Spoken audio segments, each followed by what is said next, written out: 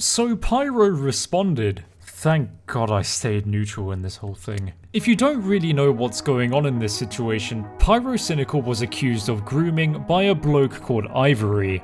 Pyrocynical responded on his Reddit, but after that, more videos came out about him, with more evidence and speculation. The overall YouTube landscape and the videos made about this seemingly swayed from Pyrocynical being innocent to Pyrocynical being guilty. Then I made my video a couple of days ago, and in this video I just said that we shouldn't jump to conclusions until Pyrocynical properly responds. Pyrocynical has finally responded.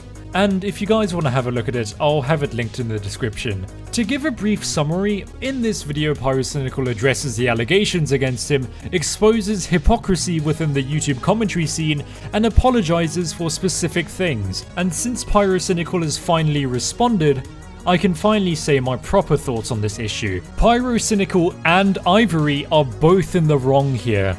Let me first address the whole Ivory thing. Ivory was very wrong to accuse Pyrocynical of grooming. In an interview with Tommy C, he gives his side of the story, but kinda doesn't know what to say half the time, and gives a description of grooming that just isn't correct. Look, I really don't want to get into what grooming entails, mainly because I don't want this video to be demonetized and all that, like my previous Pyrocynical video, but it's basically when an individual gets too friendly with a minor to lower their defenses, if you get what I mean. Ivory didn't really have a concrete argument, and relied on the investigations of other YouTubers to do his work for him, to build a case for him.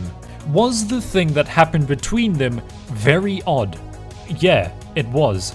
But according to Pyro, there was no underlying agenda or intentions. Pyrocynical isn't completely innocent either, and this isn't just my opinion. Pyrocynical apologizes for certain things in his response video. He states that he should have asked Ivory for his age before they did the whole furry roleplay stuff, but he didn't. Even if there wasn't any grooming intentions or anything along those lines, he was still partaking in interesting roleplay with a minor. The onus was on Pyrocynical to ask Ivory for his age, but as I said earlier, he didn't do that. They still carried on with this very weird fetish, and that isn't something that you can merely brush aside. Pyrocynical didn't know Ivory's age, but calling him a nonce or any other synonym, it's wrong too. At the time of this weird roleplay thing happening, both parties were over the age of consent, and in his video Pyrocynical provides these ages. This doesn't excuse the fact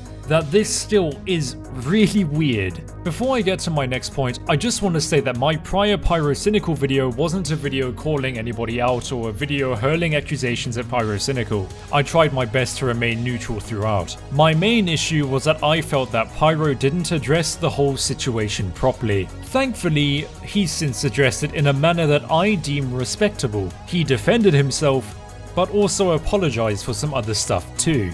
In his response video, Pyro provides examples of the flip-floppiness of some YouTube commentary channels. Basically, channels jumping from one side of the argument to another and just being quite hypocritical.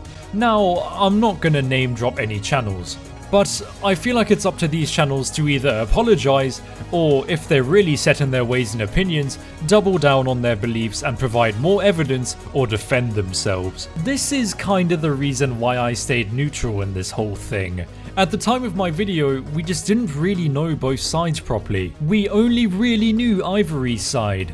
In conclusion, I just want to reiterate what I said at the beginning of the video. Both Pyrocynical and Ivory are guilty in some aspects. This entire situation, as many of us have been saying, is super messy.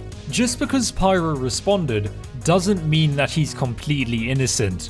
But to call him a groomer is just wrong. Yeah, he's not a groomer, but he's still messed up. Thankfully, however, he actually addressed it, unlike some other people.